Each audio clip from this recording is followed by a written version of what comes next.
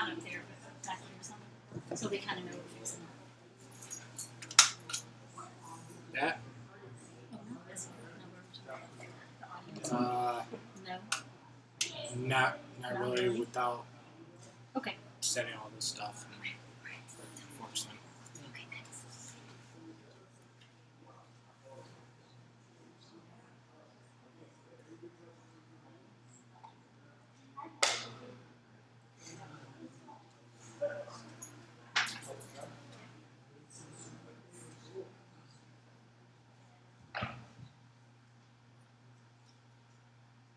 Good evening, everyone.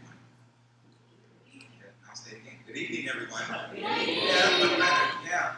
You know, everywhere I go and I speak, whether it's in the afternoon or morning, I always have to say good morning twice, or good afternoon twice, or good evening, just to kind of get people's attention. So that's why I typically usually say it twice. But first of all, welcome to what we believe is going to be an extraordinary evening. You know, before I begin my remarks, I'd like to share with you that County Executive Kathy Dahl-Kemper was unable to be with us on this evening. Unfortunately, she had a passing in her family. Her younger brother passed away unexpectedly, so she's here with the family on this evening. I'd like to also share with you, those of you that are not familiar with our auditorium, that the lobby area is where the restrooms are, so feel free to utilize the restroom. There's also a water fountain out there. Feel free to take advantage of that as well. What I was going to share with you, we felt that this is going to be an extraordinary evening for you. I would like to thank the Innovation Collaborative under the leadership of Beth Zimmer for bringing Gary Schoeniger in. So let's give a round of applause for that.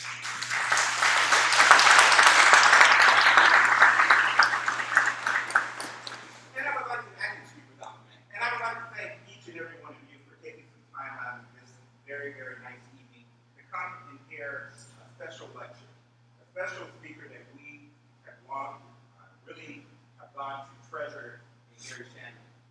He is just outstanding. He has a great vision. You will find out after this speaking, it's just going to take you to a new level with your mindset. Talk about entrepreneurship, entrepreneurial thinking.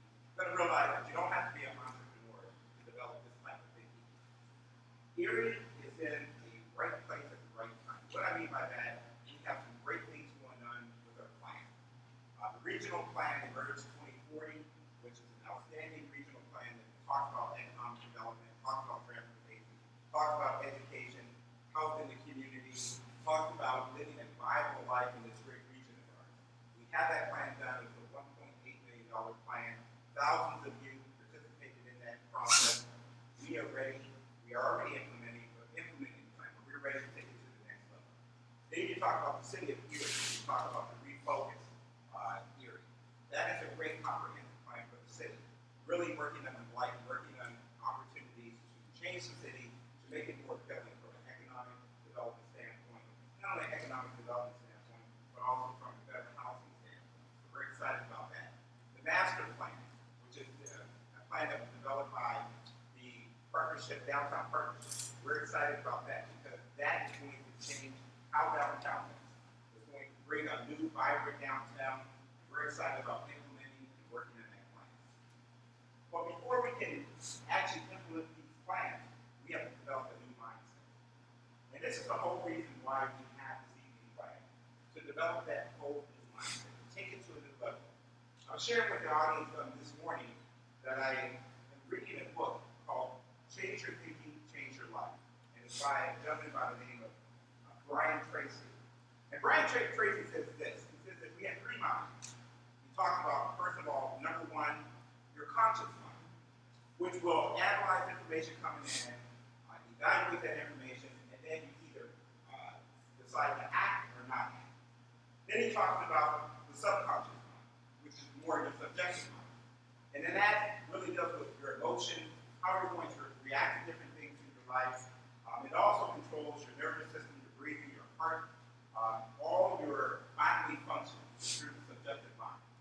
The third mind that he talks about, which I would ask if you think about and tap into this evening, is the superconscious mind. And in that particular frame of thinking, you really, really develop a mindset mindset that taps into your imagination.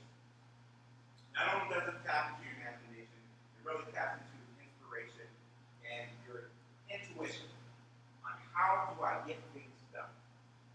You're going to find out from our speaker this evening, he's going to really challenge you and really share some very, very interesting concepts that will help you and assist you to think a little differently. I want to read a little bit of Gary's bio because I think it's very important that you know who's speaking before you this evening.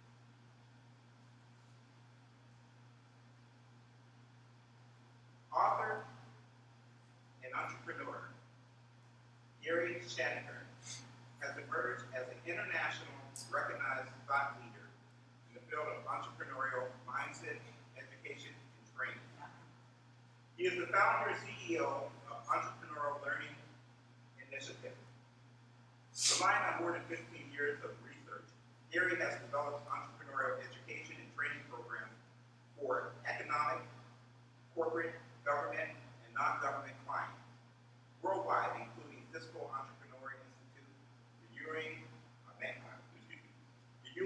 Marion Kaufman Foundation. Gary led the design and development of the Ice House Entrepreneurship Program through a partnership with Ewing Marion Corporation. Gary, along with Clifford Hybrid, is the co-author of Who Owns the Ice House? 8 Lessons from an Unlikely Entrepreneur, an international bestseller described as required reading for humanity. Please join me in giving our distinguished speaker, Gary, a welcome to you. Thank you.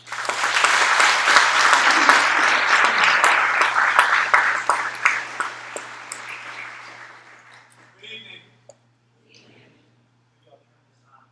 You guys can hear me okay? Good. So I want to thank all of you for coming out tonight. How many people are here for the Ice House Facilitator Training? See a show of hands? Awesome. Very much looking forward to spending the next 3 days with you all. For those of you who are not participating in the training, I want to kind of let you know on the secret. So this is actually the first segment of a 3-day training where folks are coming to become certified in the Ice House Entrepreneurial Mindset Program, which I'm going to tell you a little bit about tonight. It's a program that's being taught all over the world to help students, to help workers retool, re-understand how to embrace an entrepreneurial mindset. So that's what we're going to talk about tonight. It's something I've been interested in for a long time, and I'm very anxious and excited to share with you some of what we've learned. I would like to echo Gary's sentiments and give a thank you to Beth Zimmer, who has worked tirelessly to make this event happen. Let's please give Beth Zimmer another round of applause. Thank you, Beth. So, I've been interested in entrepreneurs for more than 20 years, and not from a business perspective, but from an empowerment perspective. What I've really sought to understand is, how do entrepreneurs manage to identify opportunities the rest of us can overlook? How do they do that? And how do they transform an idea when they don't have resources, they don't have venture capital, they don't have rich relatives, they don't have big ideas? How do they turn their ideas into some sort of a sustainable endeavor that benefits themselves and others? How do they do that? And I'll tell you the exact day and the moment this idea dawned on me.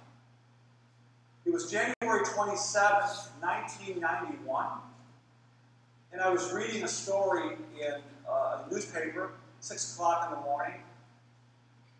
Some of you are old enough to remember the recession of 1991. I think it's a relative story for what many of you are going through today here in Erie.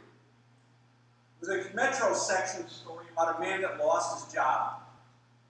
And his job went away and it's not coming back. And they had a picture of him with his wife on the couch, and it was sort of a angst sort of driven story, right? She's working 2 shifts at the local dairy mart trying to keep things together. His job's gone, it's not coming back. Unemployment's winding out, down. What are we going to do? And I looked at this story and I thought, I can see opportunities everywhere I go. My colleagues will tell you that's really a problem, right? To decide which ones to pursue and which ones to ignore. But I see a world brimming with opportunities. Why couldn't he see it? I made no assumption that I was any smarter or there was no difference. It was at that moment that I thought, there's a mental model that I've adapted through my experience, that my entrepreneur friends have adapted through experience, and if I could somehow understand and deconstruct that mental model, it could help people. That's the original thought I had on January 27, 1991, that landed me on this stage tonight to speak to you. So, you folks don't need me to explain this to you. The world is changing at an unprecedented rate.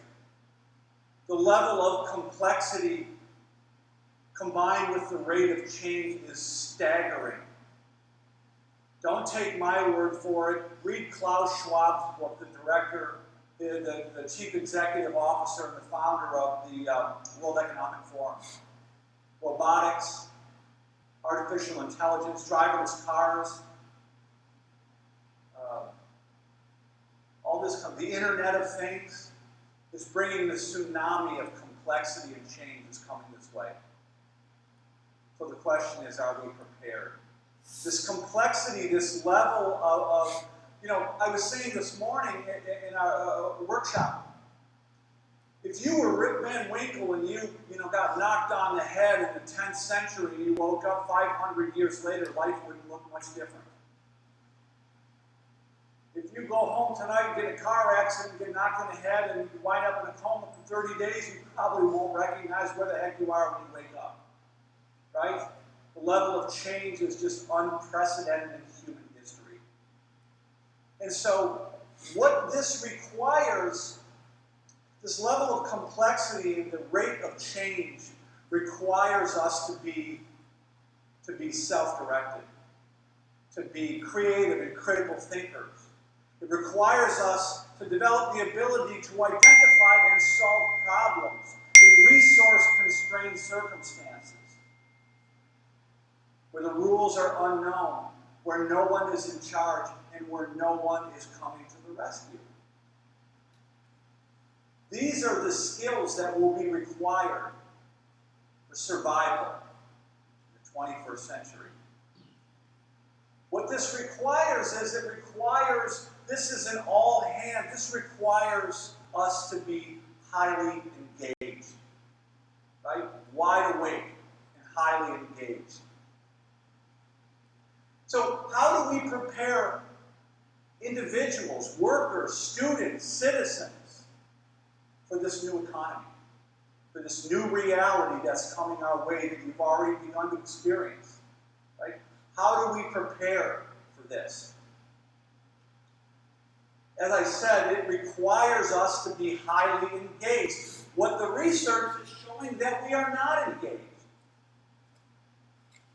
Quite the contrary, we're looking at research that's coming from Gallup that shows that students are not engaged. Are there educators in the room here? Any educators in the room?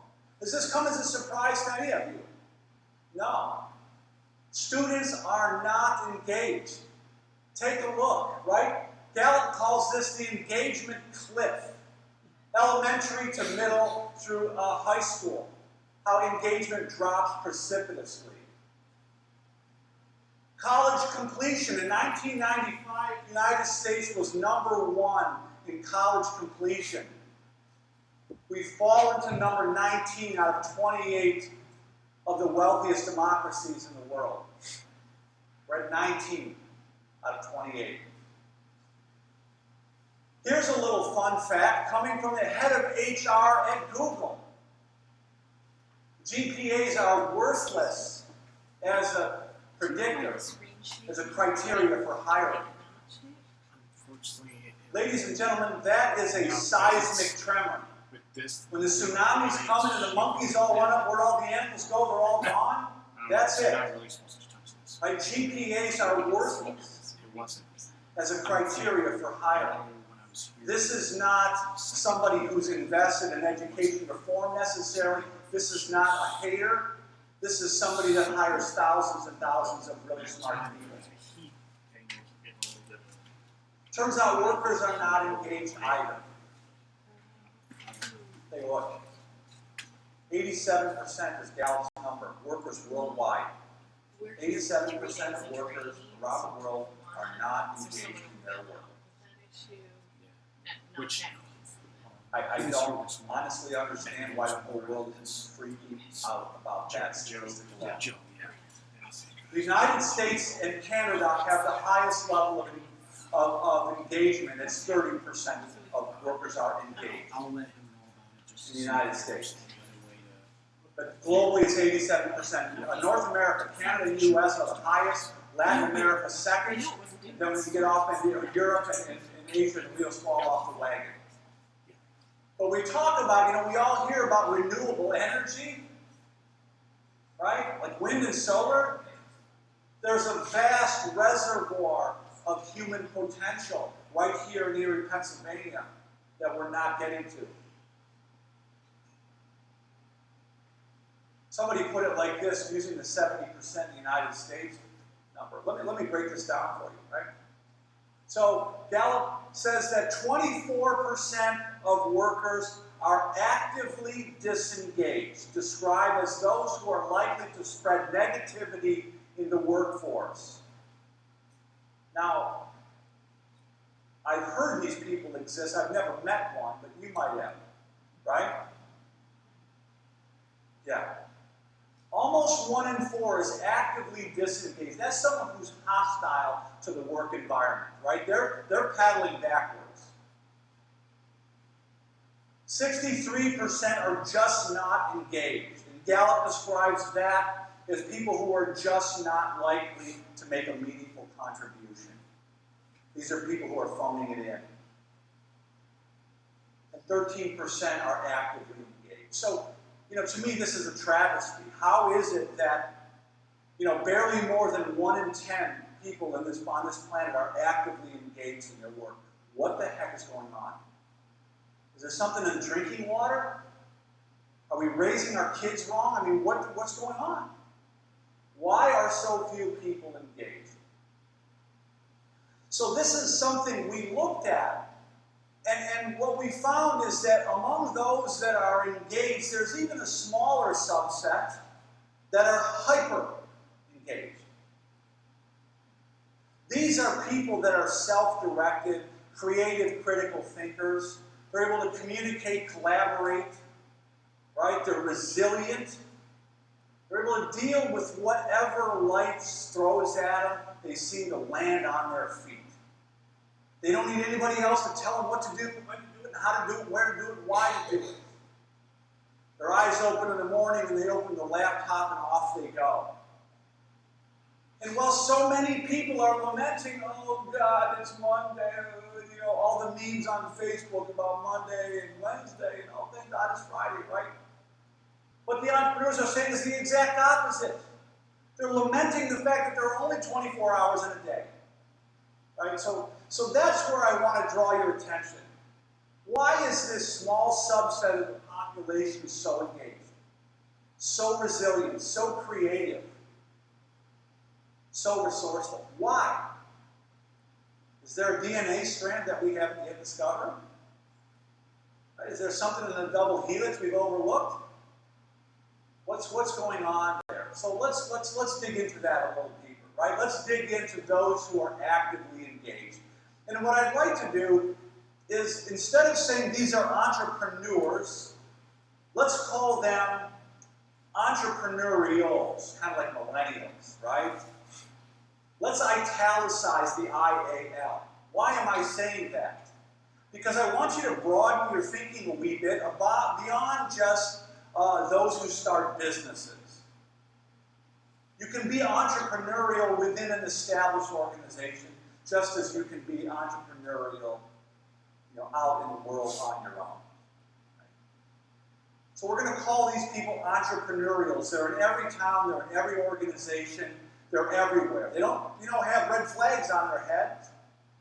They don't all self-identify as entrepreneurial, but let's look a little deeper here. So most of us understand the raw economic value of entrepreneurs. They're creating jobs, right? They're creating wealth for our communities. We get it, right? But also, if you will, consider the broader impact of advancing our understanding of how the world works, broadening our understanding, improving process and products and services that already exist, making small incremental improvements in our lives, improving our understanding of science and medicine, solving social problems, solving environmental problems, right? There's this small subset of the population, we'll call them positive deviants. They're making a disproportionate contribution to our societies, right? So how do we create more of that, right? Policymakers have begun to wake up. Thought leaders around the world have begun to wake up to the idea that it's entrepreneurial thinking that we need to support at all levels of our society. This is from Carl Schramm, the former president of the Kauffman Foundation. In his book he wrote in 2006, The Entrepreneurial Imperative, How America's Economic Miracle Will Reshape the World. What Schramm is saying is if we don't get this right, we're going to get beaten at our own game. If we don't get this right, we're going to get beaten at our own game. I travel all over the world and lecture and train educators and speak at universities around the world. I'm telling you, I just came from Mexico 4 days ago, interviewing young students, solving breast cancer, 17-year-old kids in high school, where they're brought into school in the first course. They're required to take, it's called the entrepreneurial spirit with humanistic outlook.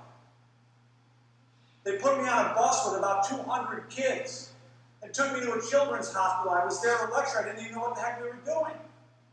We toured the hospital. You see kids with all manner of disability and problems. Back on the bus, back. I said, what's going on? Why are we doing this? They do this regularly with the students. They expose them to problems. There's an underlying tacit expectation. You guys are going to solve these problems. Right? They just keep exposing kids to problems, and the expectation is that those kids will find a way to solve the problem.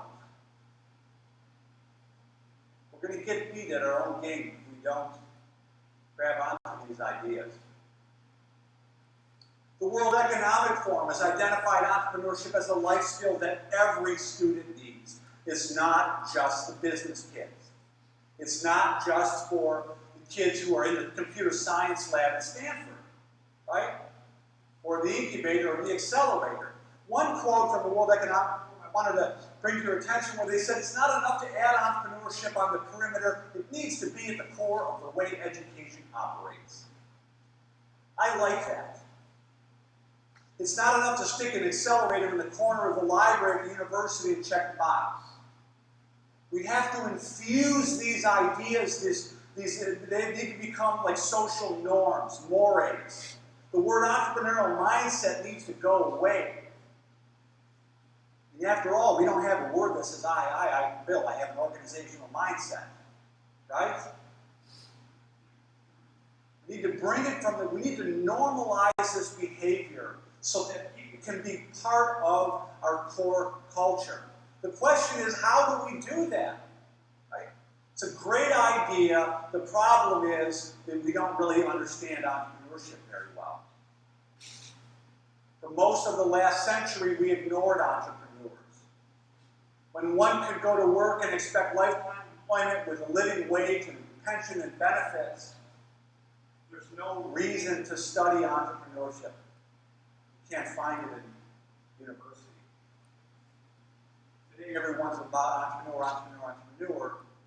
They're a big mystery, right? There's still a mysterious, there's a mythology around the entrepreneurs. A famous economist from the 30s, from the 1930s, Frank Knight, who declared the entrepreneur's decision-making process was a scientifically unfathomable mystery.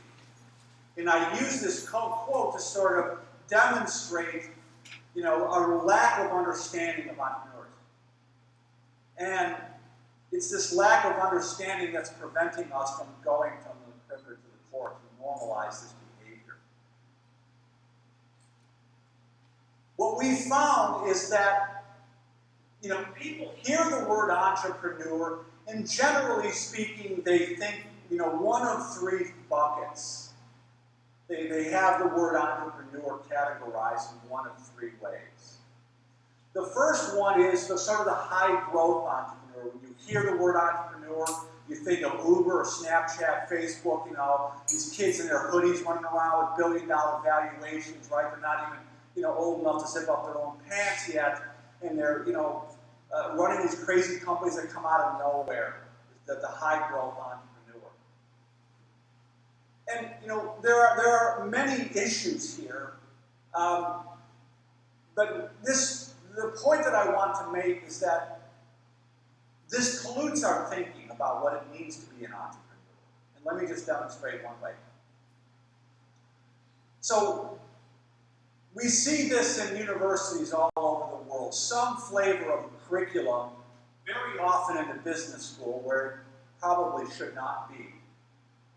Encourage students to come up with ideas with obvious high growth potential.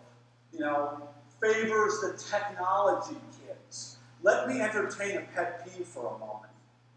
Right? Why does it favor the technology kids? Because the fast growing, like the tech sector, is where the most likely occurrence is for something to spread very quickly. And venture capitalists like that. Right? My point is that the odds, the ambition of the university should be not likely to be aligned with that of a venture capital investor, right? But educators are over-influenced by this venture capital perspective. So they're encouraging kids to look for the lottery tickets, right? Look for the high growth, get a venture capitalist involved. Develop a business plan, conduct market research, 5-year financial projections, and go, some kind of Shark Tank, right? They got a Shark Tank thing going on in every university.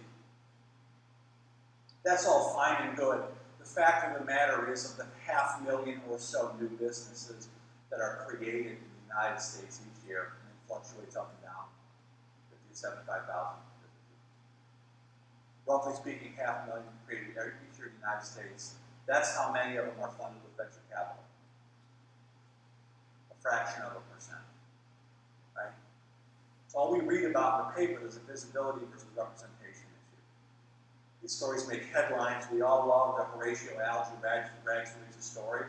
It's just not reflective of the typical entrepreneur journey. The second bucket is people think of entrepreneur and they think of the Main Street shop owner. Right? You own a little store on Main Street, a bicycle shop, cupcake shop, whatever, small little Main Street business. So we're going to teach you about business management skill, right? We're going to treat you as if your little startup is just a smaller version of a large corporation. And we're going to teach you business management skills. We're going to teach you how to do market research. We're going to teach you how to write a business plan. We're going to teach you a little bit about finance and accounting, marketing, sales, legal structure. Should you be an LLC or an S Corp or a C Corp, a sole proprietor, right? Go down to Seek and talk to Bob and see if he'll give you a $50,000 loan. But, snowball chance of hell, it's not going to happen unless maybe you have equity in your house, but it has no correlation to the validity of your business plan. Besides, banks aren't really the business of funding startups. Let's be clear about that. That's not the business. This is not a slam on banks. Right? My point is that entrepreneurship is not management. And what we've been able to do in our research is disentangle those two things. And that's where the Big Bang occurred. Once we were able to disentangle entrepreneurial attitudes, behaviors, and skills from managerial, a couple of things happen. Most importantly, what happens is once we separate these two, we can now practice these principles within an existing organization, right? They're much more broadly accessible when we separate the entrepreneurial from the managerial. Perhaps most important, is not everybody wants to start a business. So as long as we're thinking of the entrepreneur, somebody who starts a business, we're stuck on the perimeter. We're not going to the door. So once we understand the entrepreneurial process as distinct from the managerial, now people can participate in this without having to start a business per se and take on all that risk and what have you. Third bucket. Right? Some people hear the word entrepreneur and they think negatively, right? It conjures a negative connotation. Right? The entrepreneur is a profit seeker, the exploiter of others for his own gain. The Wall Street guy who's going to prison, right? You got people that are doing shady things, that are, buying pharmaceutical companies and, 10xing the price of life-saving drugs to increase shareholder value. And that's what we think the entrepreneur is. And there are good reasons for that perspective as well. I mean, these are the guys that are making headlines, right? That Shkreli guy, remember a few months ago? The guy who's, was just the epitome of sleazebag, right? And that's what people think an entrepreneur is, solely driven by money, solely, self-centered. There are good reasons for each of these perspectives. Neither of them, none of these perspectives tells the real story. And that's what I'd like to talk about next, what the real entrepreneur story looks like.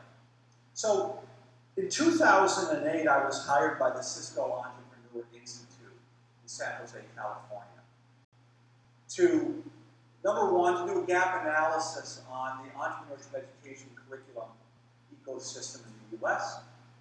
And once we began to do that, we started to see a disconnect.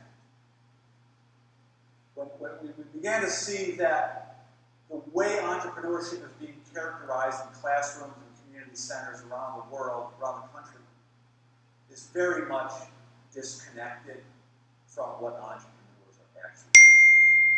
Because the other thing we did with Cisco is they gave me a platform to go across the United States with a video crew and interview hundreds of entrepreneurs. I'm telling you something I can spend the rest of the night telling you amazing stories of ordinary people doing extraordinary things. People with no particular advantage in life doing amazing things. People that had come from a distinct disadvantage. People who had no political, not intellectual, not academic advantage, doing amazing things. And when we realized there was this disconnection, we said there's not really a curriculum anywhere in the world that actually accurately reflects how entrepreneurs do what they do, which is why we created the Ice House program. So as part of the research I did at Cisco, I came across this book written by a guy named Amir Bideh. He's an economist. He was on leave at Harvard at the time he documented this research. He looked at a couple of hundred, Inc. 500 startup companies. You might recognize some of the companies that were in his study. One of them was Waste Management. One of them was Hewlett Packard. One of them was Walmart. And one of them was Microsoft. And he looked at the origins and evolutions of these new businesses. And I love the phrase that he used. And he said, we seem to have forgotten that even large established organizations have humble, improvised origins. He described the typical entrepreneur as enthusiastic and somewhat inexperienced, and I'll get into that in a moment. So, what Bideh created is a profile of a typical Inc. 500 startup. This is not a hair salon. This is not a lawn mowing service. This is Walmart. This is Waste Management. This is Hewlett Packard. This is Microsoft. You ready? Here we go. They're not founded with any breakthrough technology. There's no patent. There's no intellectual property that makes the whole thing go. Right? They're doing something that's already been done. It's not necessarily a big idea. In fact, what Bideh found is in the beginning, the idea is almost impossible to detect. It's a tiny little, highly uncertain niche opportunity, right? It's not the Uber, it's not the typical, where something comes out of nowhere and in a few years it's a multi-billion-dollar company. It's very rare. The entrepreneurs themselves are doing very little formal planning. This will come as no surprise to some of you with entrepreneur experience. Right? They ain't spending a lot of time planning. Don't hate the player, hate the game. Now watch. Right? They're not doing much research either. They're not doing much formal business school type research. They described it as ad hoc, face-to-face interaction, gut feel. $10,000 is the median startup capital for an E500 company. 10 grand. And guess what? Investors. It's coming from second mortgages, credit cards, friends, fools, and family. Right? The 3 F's. It's a patchwork cobbled together. Right? It's a little patchwork. Like a quilt. A few thousand here, a few thousand there, somehow making it work. This is the freakiest part of all, in my estimation. The entrepreneurs, the founders, like Sam Walton and Bill Gates, they have little or no experience in their chosen field. Fun fact. A Bidet study, 40% of the founders had no experience whatsoever. None. So I want you to look at that for a second and try to reconcile that with your understanding of the world. How does a person take an unrecognizable idea, not much planning, not much research, not much money, not much experience, and turn that into a sustainable, thriving endeavor? How? There was no curricula anywhere in the world. This is where we make what a psychologist would call a fundamental attribution error. Right? This is where we lead to the conclusion that the entrepreneur's decision-making process is a scientifically unfathomable mystery, because after all, how do you explain this? Right? It turns logic upside down. So what happens very often in small business development centers, enthusiastic entrepreneurs come into small business development center, I got an idea, I want to do this, I want to do that, and well-intentioned people take business school thinking and say, slow down, you got to figure everything out, you got to write a business plan. And they don't realize that they're inhibiting the entrepreneurial process. And I'll jump into that a little deeper here. So this is really why we created the Ice House program. It came out of the research that we started with Cisco, went on with the Ewing Marion Kaufman Foundation. We created the Ice House Entrepreneurial Mindset Program from this research. It started with just looking at the process. What are the physical steps? What is the process that entrepreneurs undertake that enables them to identify, evaluate, and bring ideas to life? What are the steps they take? That led us to a deeper understanding to look at the person. Once we started looking at the process, we said we can't look at the process without looking at the person. What are the underlying things going on in their minds? As Gary said in his introduction, what are the deeply held, largely unconscious beliefs that are motivating the entrepreneur to behave in such a way? And as we began to dig into that, we began to look at the situation, the social, environmental, and situational factors that either encourage or inhibit the development of entrepreneurial attitudes and skills. And what we found is quite astonishing. It has enormous implications for the way we think about how we teach and learn, work, and thrive in the 21st century. It's the situation. We don't realize is the extent to which, once we begin to understand entrepreneurial thinking and entrepreneurial attitudes, we almost immediately begin to understand how our systems of education discourage the development of entrepreneurial attitudes. We then begin to understand how our organization, the hierarchical confines of our organizational structures discourage the development of entrepreneurial attitudes, behaviors, and skills. And now we begin to understand why 87% of workers around the world are not engaged. Now we begin to understand why students are not engaged when we start to look at the situation, when we start to understand what human motivation is all about. That's where the real story emerges. How many of you have heard of a guy named Dr. George Landon in creativity tonight? Yeah? So I'm going to introduce Dr. Landon in a sort of a different way. You can watch his TED Talk. There's a Google Land Creativity. Fascinating TED Talk. I think he just passed away in the last 6 months. Brilliant guy. He, I think it was the late 60s, maybe early 70s, NASA came to him and said, Dr. Landon, we need you to create a survey that will help us identify the scientists in NASA who are the most creative so we can give them our most challenging, difficult projects to work on. And Dr. Landon created this survey and he gave it to NASA and they were quite pleased with it. And they found that about 2% of their scientists scored genius level on this measure. And they gave these guys the most difficult project. Okay? And so Dr. Landon, was thinking to himself one day, I wonder what would happen if we gave this same survey to a group of 5-year-olds, right? Instead of a bunch of rocket scientists. So he administered the very same test to 1,600 5-year-olds. How many of these 5-year-olds scored genius level on this test?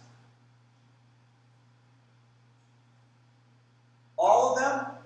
You're very close. It's 98%. It was the exact opposite of the NASA sample. And then he was puzzled. He said, that's interesting. Let's make this into a longitudinal study.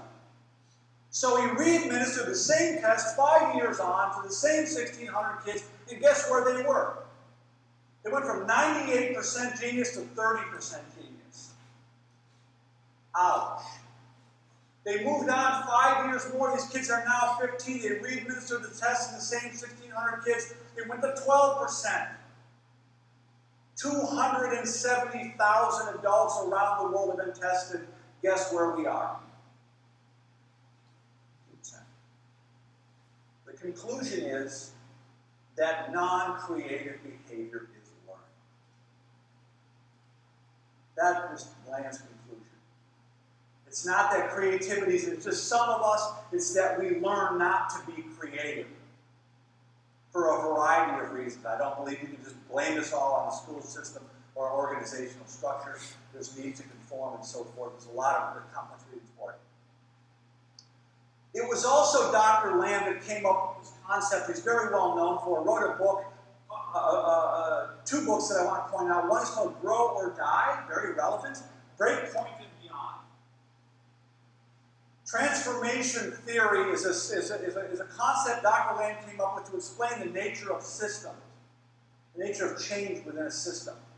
And I think this is really quite helpful, not only to understand entrepreneurial activities as different from managerial, but help bring some context to the whole dialogue around what it means to be entrepreneurial. So, this should take about 8 minutes, and what I hope to do in 8 minutes is unravel the scientifically unfathomable mystery in 8 minutes. Ready? Okay, here we go. Transformation theory. There are 3 phases of life. They're unavoidable. There's a search phase, there's a growth phase, and there's an obsolescence phase. Right? No getting out of these 3 things. What Landon is saying is that each of these 3 phases requires a separate rules for survival. The trick, according to Dr. Landon, is to understand which phase you are in so you know which rules to apply. The word that keeps swirling around in my head lately is maladaptive.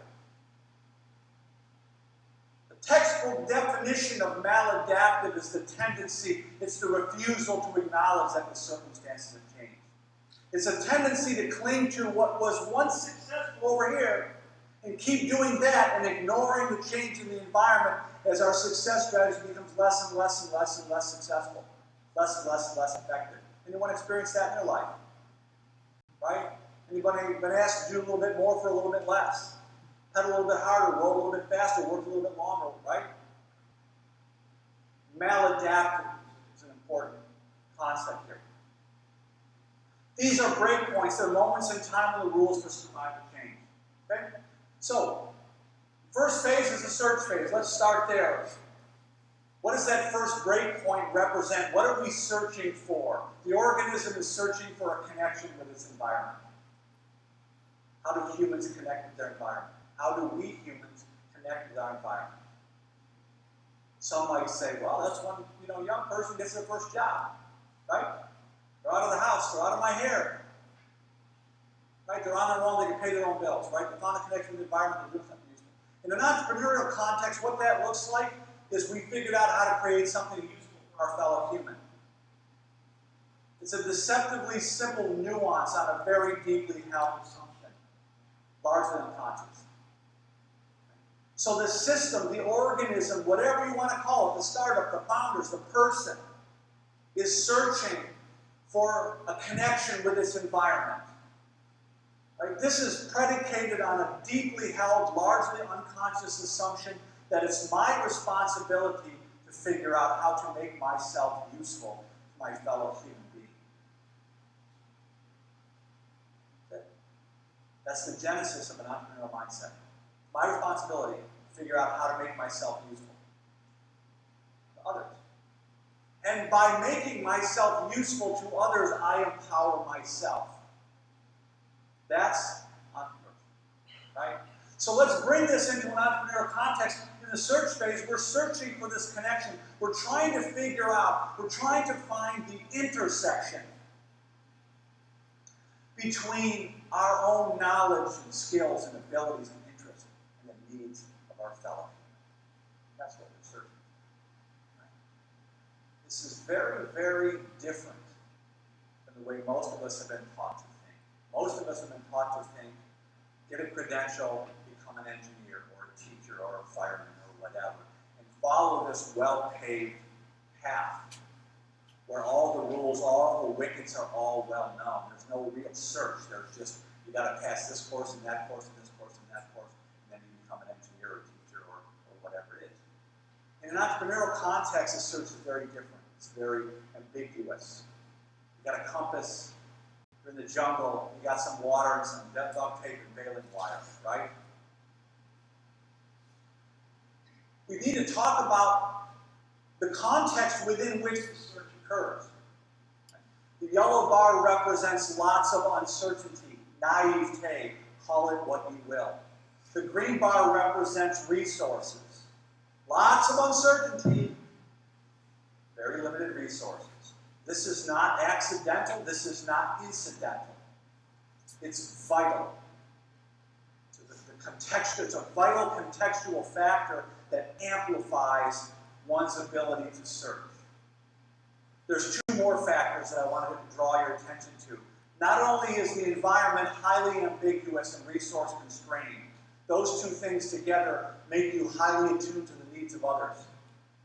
Right? They make you highly focused. They make you willing to experiment and do things you might not do if you had a lot of money in the bank or you got paid every 2 weeks. Right? Those are very important factors. But two more factors I want to draw your attention to. One of them is why I couldn't find a clever way to illustrate. It's the absence of authority. Where's the locus of control in the search? It's on an individual or a small group of individuals who are assuming it's up to us to figure this out or we will perish. Right? We can't go to our teacher or our boss or our supervisor or our parents to tell us what to do every time we hit a stumbling block. We have to figure it out. The other important factor that people always overlook is the nature of the goal pursued. If you're just trying to open a coffee shop because you hate your job and you don't want to work very hard, it's going to be really hard to get people to help you. If you're trying to solve a real problem that impacts many other people in the community, you're much more likely to elicit help from others, support, resources. People always overlook this. It's another important factor. When we get to apply our strengths, our knowledge, our abilities to something greater than ourselves, it's well-documented science that we flourish. We are happier. We are more engaged. We live longer. We have lower all-cause mortality, lower cardiovascular disease. Because we get to see our work impact others. That's where this deep level of engagement comes from. So if all we're doing is going to our job to collect a paycheck and try to get to retirement, sliding into retirement while we're still reasonably healthy, that's fine. That's one thing, right? But if we're trying to solve a problem for many people in our community or in our state or our world, right? It's a different nature of the problem. There are less limitations to what you can do. So people always overlook this and they misattribute it to some mystical DNA in the individual. That's all the point I want to make, right? How do you search? How do you survive in the search? These are basically search skills, right? They're skills that anybody can learn to develop. They're simply skills that our systems of education historically overlooked, undervalued, discouraged, or ignored. Right? There's no mystery here. Once we find the little orange dot, once we have a connection with our environment, how do we know we're connected? Because people are buying it. Or people are buying into it. Right? They're telling their friends. People who you don't know are buying it from. They're paying you for it. Because let's not forget, money is how we measure usefulness, currency. When somebody pays for something, they're saying that's useful to me.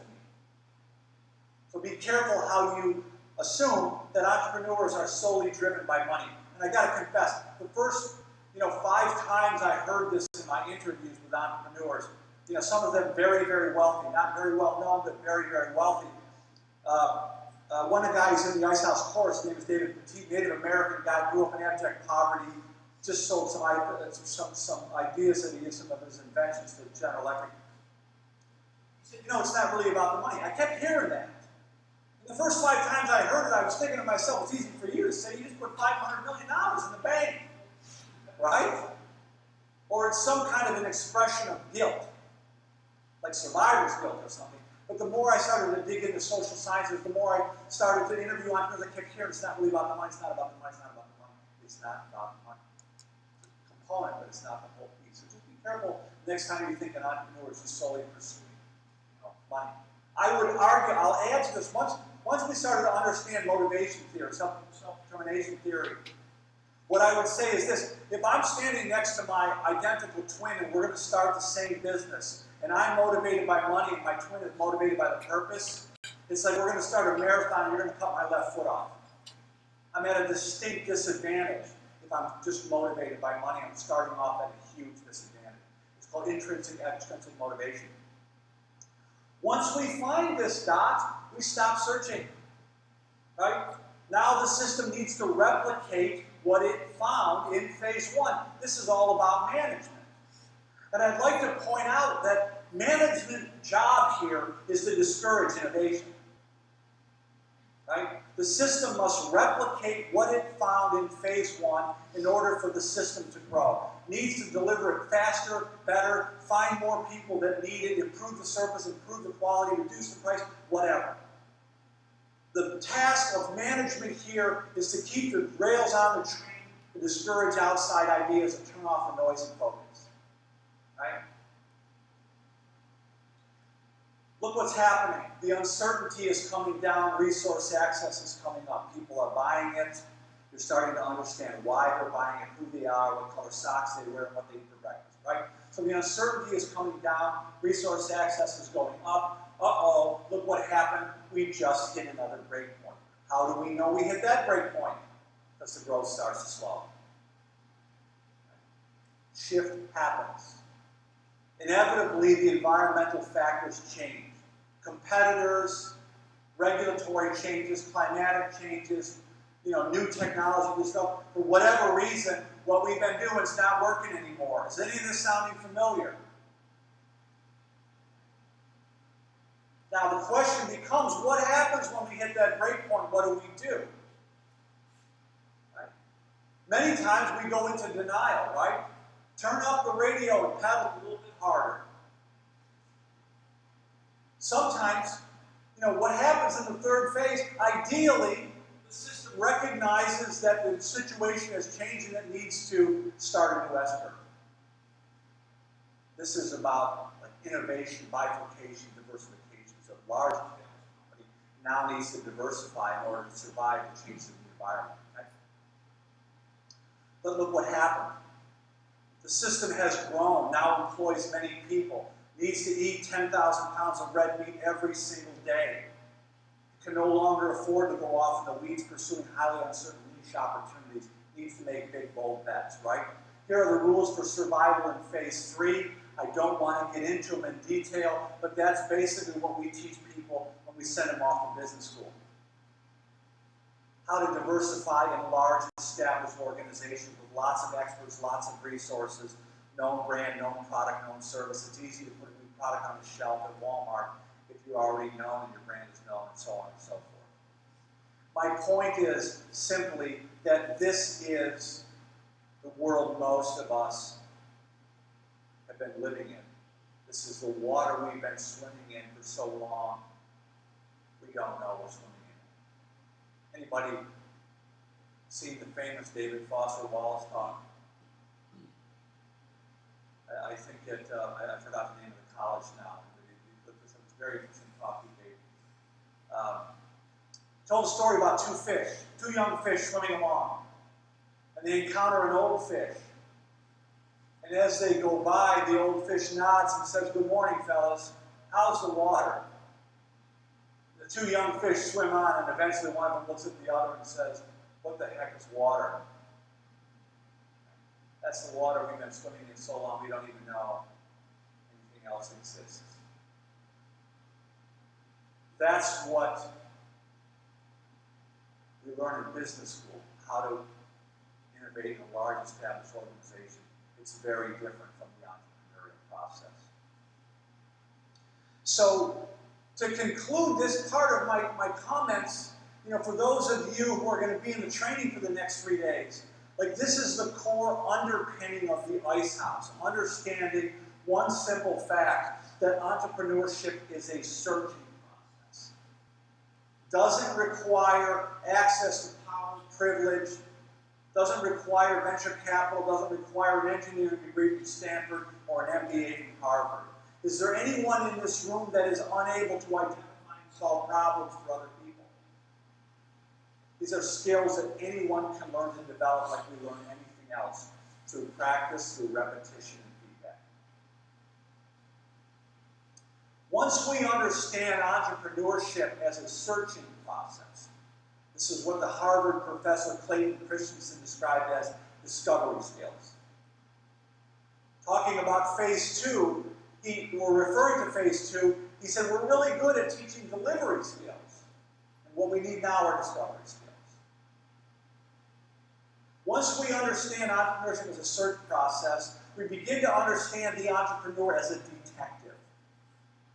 Not a mystic, not a fortune teller, not a gambler, but a detective, searching for mystery, searching to solve a mystery, searching for the answers to a puzzle, searching for clues. Right? We immediately understand that if we're a detective trying to solve a mystery, planning has no place in that context, right? In a search process. We begin to understand that big ideas rarely come out of the sky as a flash of lightning. Rarely do they come as fully formed. Sam Walton opens his first discount variety store with a few $1,000s cobbled together from friends, fools, and family in 1946. And 23 years later, he has a distribution center. 23 years later. Right? Most big ideas reveal themselves over years, if not decades, of scratching away at the idea. They rarely come out of the sky as a bolt of lightning. We know that planning, we now understand the entrepreneurial process as a search process. This is what enables the entrepreneur to tease things out that are not visible. They can't be measured. It's not like your Wilson Sporting Goods, and you can identify how many women tennis players there are in the world. Through this organic search process, the entrepreneur finds things that are otherwise undiscoverable. Again, the market research is ad hoc. They're not seeing it, they're discovering it. I heard a great quote the other day from Marcel Proust, who said, discovery is not about finding new lands, it's about seeing with new eyes. The $10,000, we know that the lack of resources is actually an advantage. It's not an accident. It's not a mystery. The resource constraints are an important element. That's why so many companies are starting with small amounts of money. When you give somebody a lot of money in the search phase, it tends to dull the tip of the spear. It tends to make them lazy. Right? You go home at 5 o'clock when you have a lot of money in the bank. Little or no experience. In the entrepreneurial context, naivete becomes an advantage. Right? In column 2, column 3 world that most of us live in, you've got to have experience. You've got to have experience, right? Well, guess what? You all know this. Disruptive innovations rarely come from within. The longer we reside in a certain domain, the less likely we are to discover breakthroughs or discover having new ideas, because we come to accept things as they are. So suddenly we see this as the unfathomable mystery starts to make sense when we understand the context. So what I'm saying here is, in the past, we created entrepreneurs by accident rather than by design. What happens when we start creating entrepreneurs deliberately? What happens when we start encouraging students, young people, to identify and solve problems in resource-constrained environments, when no one's there to tell them what to do, and no one's there to rescue them? What happens if we start doing this? I was interviewing this young kid, Julian, I think I mentioned earlier, in Mexico last week. This kid, his mother had a double mastectomy when he was 15, and she almost died. And she's a single mom. And Julian told me he wasn't a great student. He got kicked out of school, almost got kicked out of school, once for poor conduct and once for poor grades. And he started doing research about breast cancer detection at 15 years old. And then when he was 16, he took a robotics class in high school. And he took a component from robotics class and matched it up with something he found about breast cancer detection, heat sensors or something. And he's now developing breast cancer detection in women's clothing. He's got one of the Latin America's leading oncologists on his advisory board. He's now 17 years old. I've interviewed so many entrepreneurs around the world, ordinary people who have no particular advantage in brilliant. They're not, super creative. They're not, Thomas Edison types. It's a different context. When we put students in a classroom and we ask them to, memorize and regurgitate information, they behave in a certain way. Julians exist in every classroom. We just need to change the circumstances and we get different behavior. That's really the takeaway here. So, I got this quote from a guy named Tony Wagner, who's on our advisory board. He's from the Harvard Graduate School of Education. And he sort of sums it up nicely by saying, the world doesn't care about what you know. What the world cares about now is what you can do with what you know. And I think that's really the key. Right? We see people with master's degree dispensing coffee at Starbucks. The world doesn't care about what you know, what kind of degree you have. What the world cares is, can you solve problems with what you know? The head of Google Education, Jaime Casab, he said, let's stop asking kids what they want to be when they grow up. Let's start asking them what problems they want to solve and what they need to learn in order to solve them. All human knowledge is in your pocket. Right? Why are you playing Candy Crush? Right? So I want to just close with this last thought. And I'm really honored to be here at Erie with you at this moment in time. As an entrepreneur, I travel around the world, and I have many, many entrepreneur friends, and I can tell you that the world is brimming with opportunities. Yes, this change is frightening for those who aren't prepared. But the world is brimming with opportunities right now, right here. And so many languish not because they don't have the intellectual capacity or the right genetic code or access to resources or power and privilege. People are languishing because they've never been taught to think like an entrepreneur.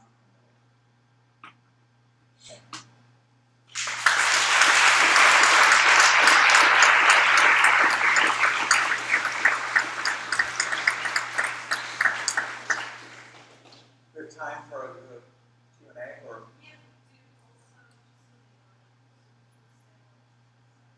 Okay, thank you, Reed. I should mention that I wrote a book. I think Gary mentioned it. Who Owns the Ice House? For those of you who aren't in training, it's a story about, when I was interviewing entrepreneurs for Cisco Entrepreneur Institute, I tripped into a guy named Clifton Talbert. He was about 65 when I met him, African American. I met him with 2 hours notice. He was one of the founders of Stairmaster. That's all I knew about him. I called him on the phone. He agreed to do an interview. We were in Tulsa, Oklahoma. Showed up in his office 2 hours later, sat him down. I had no idea this man was a Pulitzer nominee. I had no idea he had written 12 books. I had no idea he had lectured at the Supreme Court. I had no idea he had produced a movie, a major motion picture called Once Upon a Time You Were Colored. All I knew, he was part of Stairmaster. Walked into his office with a film crew, all kinds of gear, sat him down, and I put a camera in front of him. I said, Mr. Talbert, how did you learn how to be an entrepreneur? Who influenced you? What influenced you? Did you take classes? Did you come up against it? And he looked off in the distance, and this smile came across his face, and he said, long before this word entrepreneur became popular, the concept still existed. And he attributed his entrepreneurial inspiration and influence from his Uncle Cleve Mormon, a man with a 4th grade education that owned the local ice house in Glen Allen, Mississippi, where Clifton grew up, in this very poor cotton community. And Clifton said, I was picking cotton. It was the expected way of life for people that looked like me.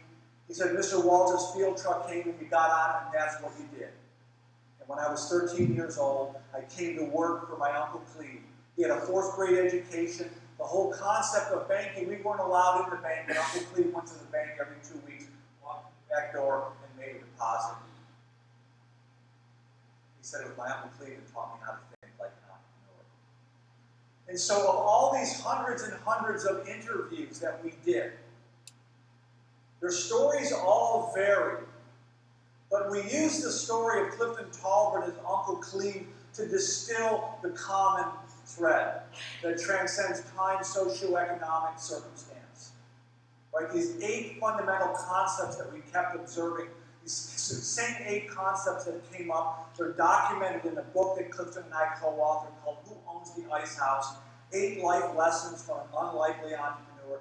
It became the basis for this curriculum that's now gone all over the world. There will be copies of the book in the lobby. I'll sign them afterwards. And I'm happy to take any questions in the meantime.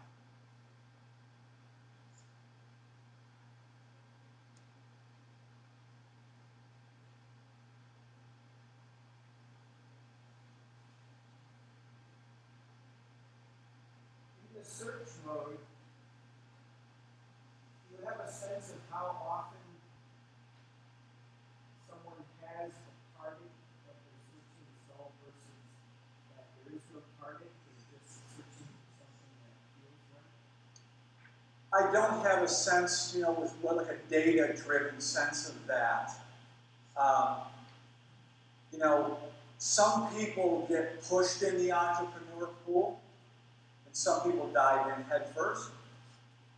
But what we do know from data is that the original idea is probably a bad idea. The original idea is flawed. It's not really the right idea that you launch on, but it turns out to be the correct thing. Right? More often than not, it's some sort of iteration that you discover. But you can't discover it on Google. You can't discover it with, formal research. You have to be in the arena getting your rear end kicked to discover it, right? It's through that interaction and observation that you discover it.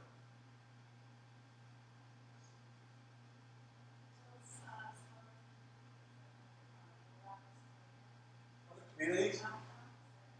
Oh, yeah. Thank you. I'll give you $20 later for that one. So, to piggyback right on the point that I just made, we originally made this course thinking it was going to take for marginalized people. I had no idea that students in universities in Cyprus would be taking this course. I had no idea it would be translated into Spanish and be in some of the most prestigious universities in all of Latin America. I had no idea the mayor of Albuquerque, New Mexico would put 6,000 city workers through this course. I had no idea that I would be lecturing postdoctoral students in a leadership course around the book. I had no idea that this would be embraced as a reentry program for former felons starting to, trying to reenter society. I had no idea. It's been humbling. It's been incredible how the Colorado Springs, where Bree, my colleague, the president of our company, Bree Langemo, who you'll get to know over the next few days, those of you in the training. Bree was the dean of business and social science at the second largest community college in Colorado, 22,000 students. And she heard about the Ice House program, and she came interested initially to bring it to the business course. And she got the idea. The funny thing was, I'll tell you the story, what I call tactical serendipity. I'm trying to figure out, deconstruct the entrepreneurial mindset in a way that can help people. And meanwhile, there's this really smart lady totally out of my radar who's doing the same thing, trying to figure out how to get students to stay in school. And Bree and I just sort of collided at Pikes Peak Community College, where she oversaw a very large-scale implementation of ISO as a student success course, right? The students that are coming in the college that are testing below college level entry. And Bree said, let's use this as a student success course. He said, this can't be right. I can redo it. You put a decimal point in the wrong place. He thought it was 2.8, which he told me he would have been delighted with. 28% impact. So the ways in which this is being used around the world is just absolutely incredible. Bree and I. Given that embrace and have, embrace a safe environment. Right. So let's talk a little bit about the nature-nurture debate. In the training, we'll dive into this a little deeper. I'm not sure if you're going to be here for training. But, what we know is basic traits. What are the big five? Like openness, conscientiousness, agreeableness, I forgot, neuroticism. Traits influence our behavior. There's no question about it, right? And the estimate in social science is somewhere between 20 and 50%. But the situation matters far more than we imagine. And so I'm going to answer your question in a somewhat ambiguous way. If we have identical twins raised in the same environment, what it comes down to are two other things. So if social influence is identical, then it's down to construal. How do we interpret our circumstances? And then other situational factors. If one of us just lost our job and we cannot replace it easily, we're much more likely to be open to try new things than the twin who might lose his job but can replace down the street to the next law firm or whatever, replace the job. So there are situational factors. Hope that's helpful. Is there another question? Yeah.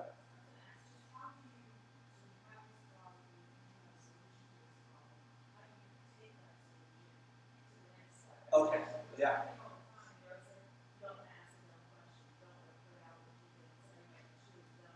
Okay, so you just walked right into it.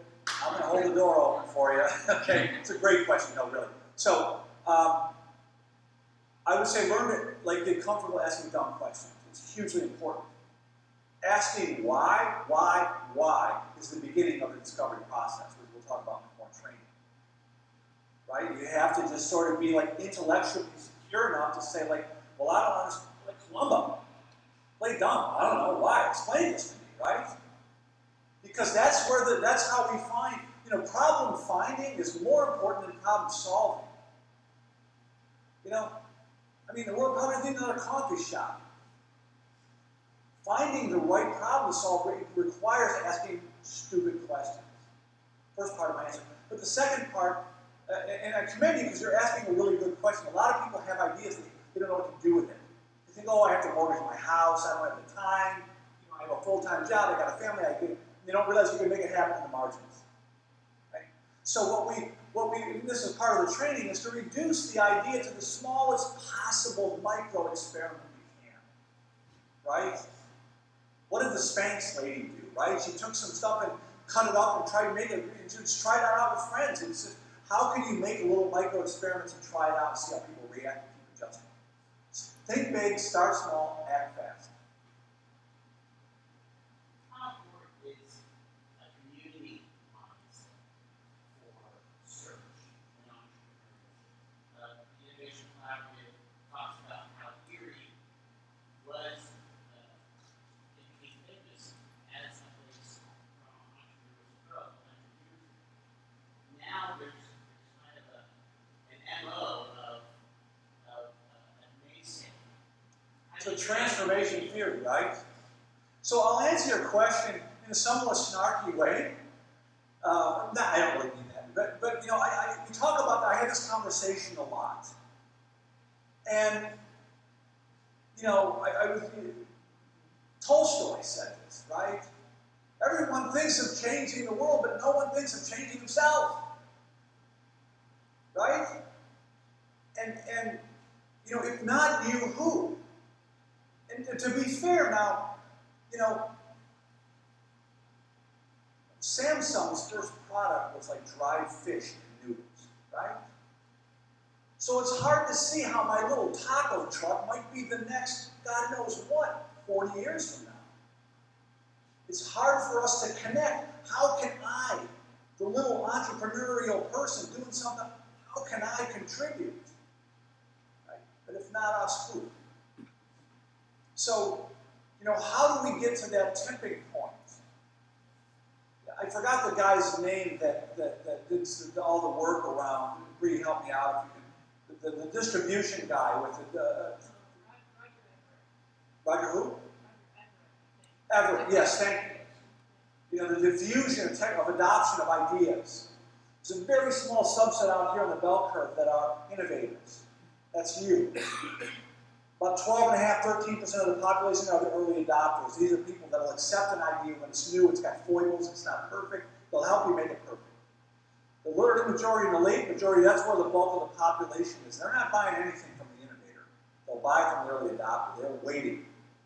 Right? People don't understand this. And they think, I got an idea. If I show it to 10 people, it doesn't go anywhere, I quit. Because they're reading too many Mark Zuckerberg stories.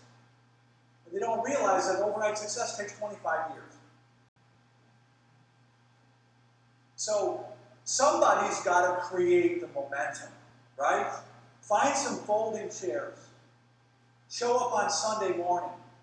Find one co-conspirator and figure out how to solve a problem in your community. Be prepared psychologically for people that tell you, you can't do that.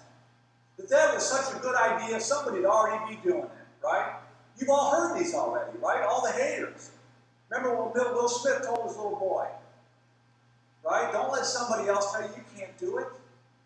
So you have to be psychologically prepared to deal with this. People hate change. This is biology 101. We resist, we reject change. We have to be prepared for that. I'm asking all of you tonight, Tuesday night, I'm asking all of you to become agents of change in Erie, Pennsylvania. That's what I'm asking you to do. Is to go find some other person that wants to make a difference, that wants to solve a problem, and roll up his sleeves. Without much money, without a big idea, without much knowledge, without much resources, start making a change. That's what the Ice House is really all about, right? The story of Uncle Cleve is really the story of agency and structure. Agency is our individual ability to navigate the world, our own individual agency. Structure are the social and economic structural factors that are in place that we have to work within or around or underneath. But what I learned from Clifton's Uncle Cleve is that by identifying and solving problems for our fellow humans, that's what gives us agency. We're not asking for permission from our boss, from an investor, someone above us. We're getting permission from our peers because we're creating something useful and our peers are telling us, yes, keep going. That's how entrepreneurship is different from a traditional way of thinking.